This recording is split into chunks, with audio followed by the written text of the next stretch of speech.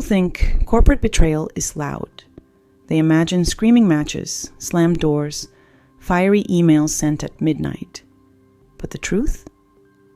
The real kind of betrayal, the kind that guts you quietly and leaves you smiling while you bleed, happens in silence. It happens under soft fluorescent lights, in spotless break rooms, in the sterile hum of office printers. And for 5 years, I lived in that silence. My name is Camila Warren, quality manager at Veyton Dynamics, a mid-sized consumer electronics company with big dreams and even bigger posters telling us we were a family. You know that tone-deaf, cheesy corporate lie? We're a family here. Funny how the people who say that never act like family when you need help, but I believed it. In the beginning. I was good at my job, better than good, certified across multiple quality systems, Lean, Six Sigma, supplier management, ISO frameworks, all the stuff people pretend to understand on LinkedIn. My job was to keep things clean, honest, compliant. The problem, some people don't want clean. They want control. And in our little kingdom, control belonged to Senior Vice President of Operations, Carter Briggs, a man with a perfect haircut, a perfect voice, and the moral compass of a vulture. He wasn't the yelling type. He didn't need to be. People worshipped him because they feared him. But he didn't fear me, not at first. He thought I was just another compliant, eager-to-please manager. Someone who would do the bare minimum and stay quiet. He had no idea who he was dealing with. The first sign of trouble came the day I fixed a major defect issue that had been quietly rotting our production lines for months. The warehouse team thanked me. Production leads thanked me. But Carter?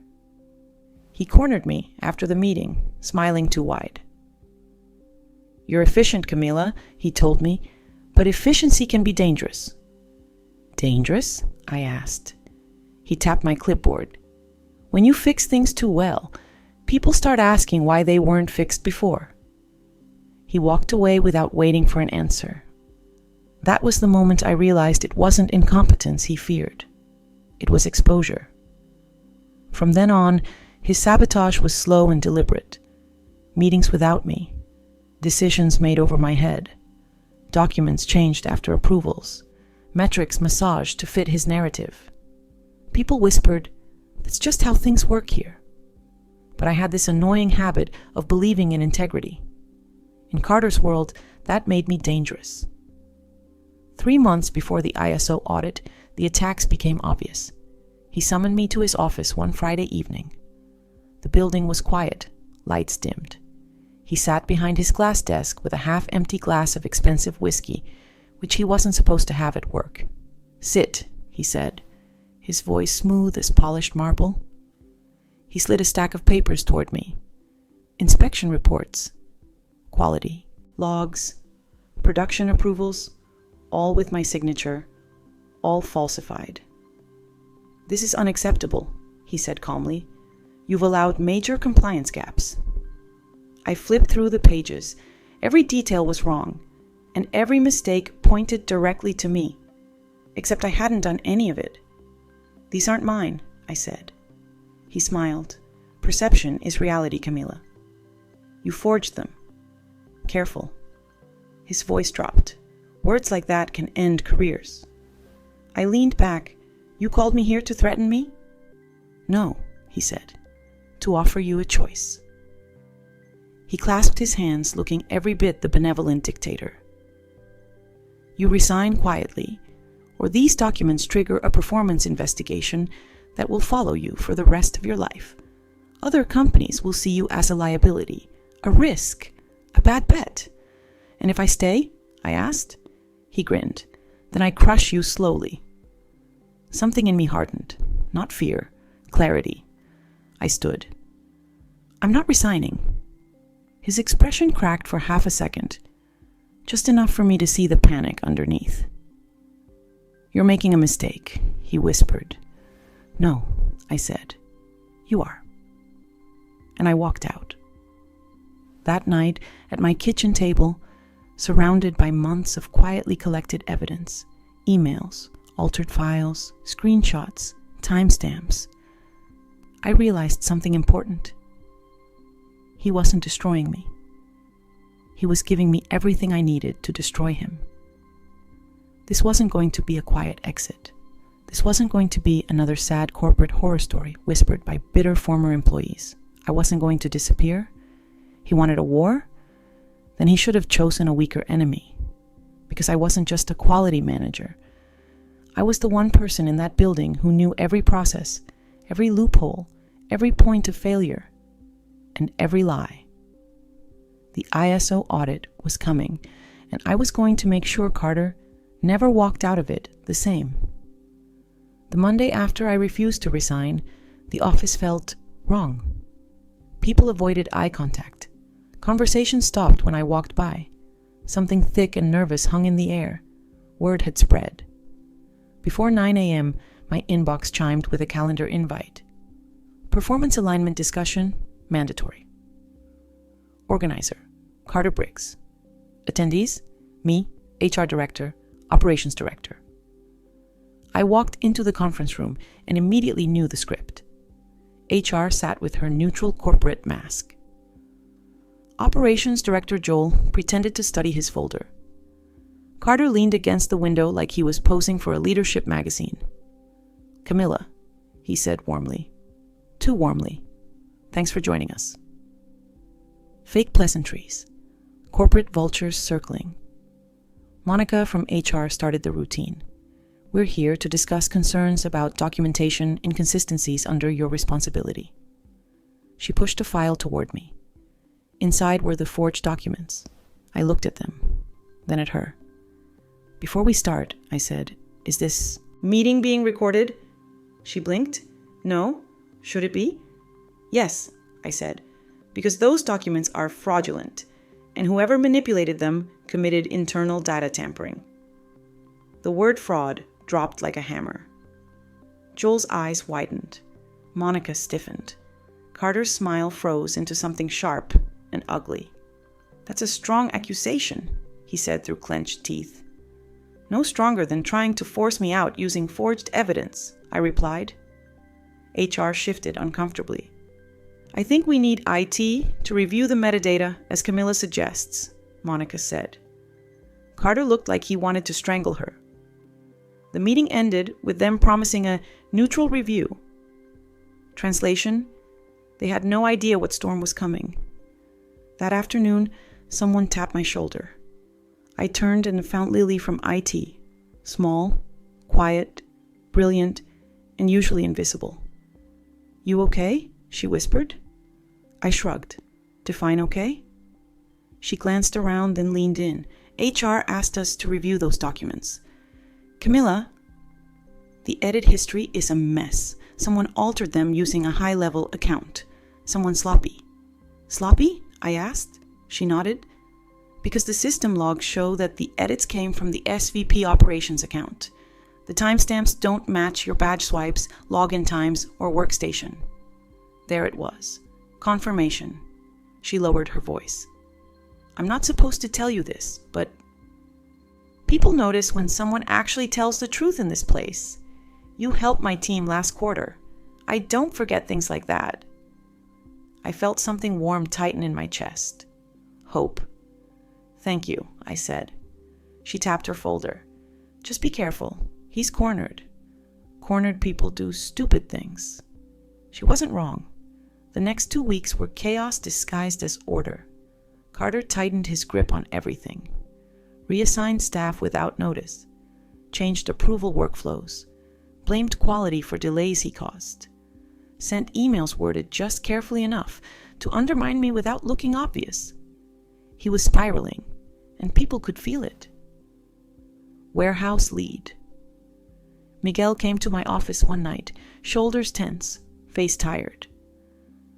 "I got in trouble today," he said flatly. "What happened?" "My supervisor told me to falsify end-of-quarter counts. I said no." I felt anger flare hot behind my ribs. "And?" I asked. "I was told I was being resistant to direction." He reached into his pocket and placed a USB drive on my desk. "What's this?" I asked. Audio, he said, of them telling me to change the numbers and telling me you'd better get in line too.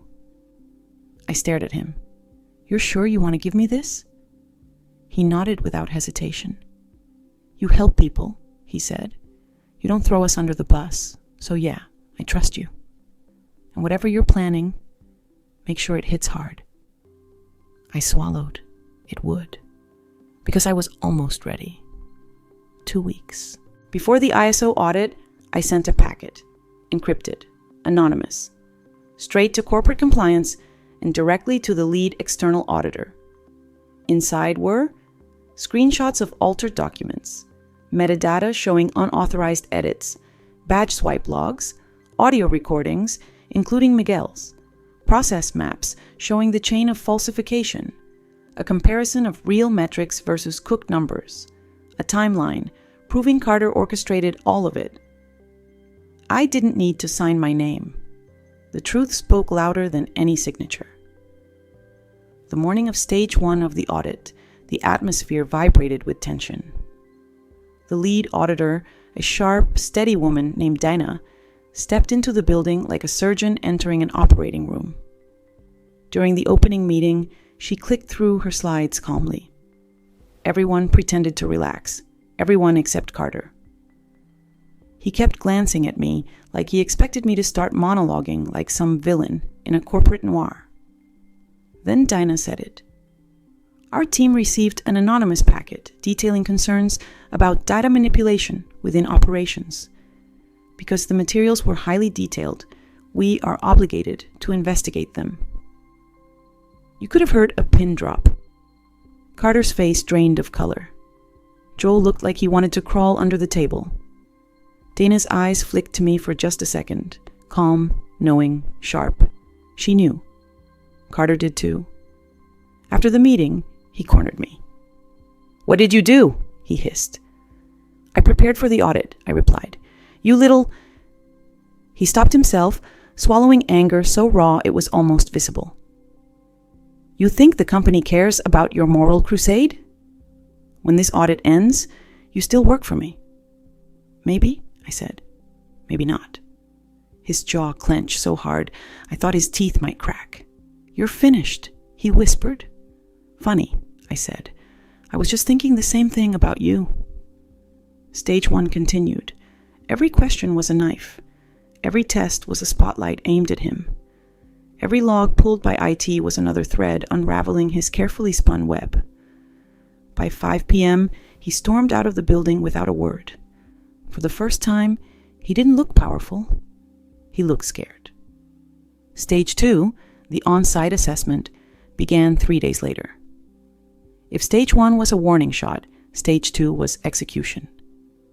The audit team fanned out across the facility, production lines, warehouse floors, engineering labs, receiving docks, clipboards, cameras, questions. No one could predict where they'd show up next. Carter tried to follow them around to assist. They declined politely, repeatedly. Eventually, they told him to wait in the conference room. He looked like a child sent to time out. Meanwhile, I was everywhere. I didn't hide, didn't avoid, didn't shrink. I walked the floor with Dana's team when invited. I answered questions openly. I presented original documents, the real ones, untouched, whenever asked. And every time I did, the bald, ugly truth shined brighter. Falsified data, broken controls, forged signatures, violations buried, warnings ignored, and every road led back to one person. On day 3 of Stage 2, it happened. Dana asked to meet with senior leadership in the main conference room. Everyone filed in. CEO, CFO, HR, operations, finance. Even Carter. He sat stiffly, pale but still trying to smirk. Dinah stood calmly at the head of the table. We've completed our assessment, she said, and we've identified several major nonconformities. A murmur rippled through the room. She clicked her remote. A screen lit up behind her, showing a list. At the top, manipulation of quality records, root cause, operations leadership. Carter's smirk vanished. Dana continued, voice steady. We found evidence of systematic document alteration by a senior-level account. These alterations directly impacted product integrity, traceability, and safety. She turned toward Carter. Your account credentials were used to change approval logs and override compliance gates. His face drained completely. That's impossible, he said. Someone must have hacked. Unlikely, Lily said from the back of the room. Your account uses multi-factor authentication. Every login matched your badge entries and device ID. He whipped around. You did this? No, Lily said softly. You did. Dana clicked again. Audio played, Miguel's recording, voices telling him to falsify counts, to hide shrinkage, to keep the numbers neat, to not make trouble. Then, quality just needs to shut up and sign. Camilla will fall in line. She always does, eventually. The room went still. Ice cold still. I didn't look at him. I didn't need to. The CEO leaned forward. Carter, he said quietly, explain this. Carter stood so fast his chair hit the wall. This is a setup. He pointed at me, shaking, is trying to take my job. I blinked. The room stared. Finally, I spoke. Carter, I don't want your job. He froze. I continued. I want integrity. I want safety. I want truth. All the things you pretended to care about while you cut corners and blamed everyone else. He shook his head, wild-eyed. You think you've won? You think this changes anything? I built this place. No, I said calmly. You poisoned it. Security entered the room. HR read from a termination letter for unethical leadership behavior, forcing falsification, violating internal controls, retaliation, abuse of authority, he screamed. Threatened lawsuits, threatened me, threatened the company. In the end, it didn't matter. He was escorted out of the building in front of everyone. Some people stared, some whispered, some sighed with relief. I didn't smile. I didn't celebrate. I just breathed for the first time in months. 2 weeks later, corporate sent a memo. Effective immediately, Camilla Warren is promoted to Senior Manager of Quality and Compliance. It wasn't revenge. Revenge had already happened, the moment truth crushed a man who thought he could bury it. What I got was something different. Something quieter. Something stronger. Justice. And every morning since, when I badge into that building, I walk past the hallway where Carter once smiled down from a corporate poster. They took his poster down the day he was fired. The frame is still empty. Whenever I see it, I remember. Tyrants fall. Lies crumble. And when someone tries to silence you, your voice becomes the loudest truth in the room.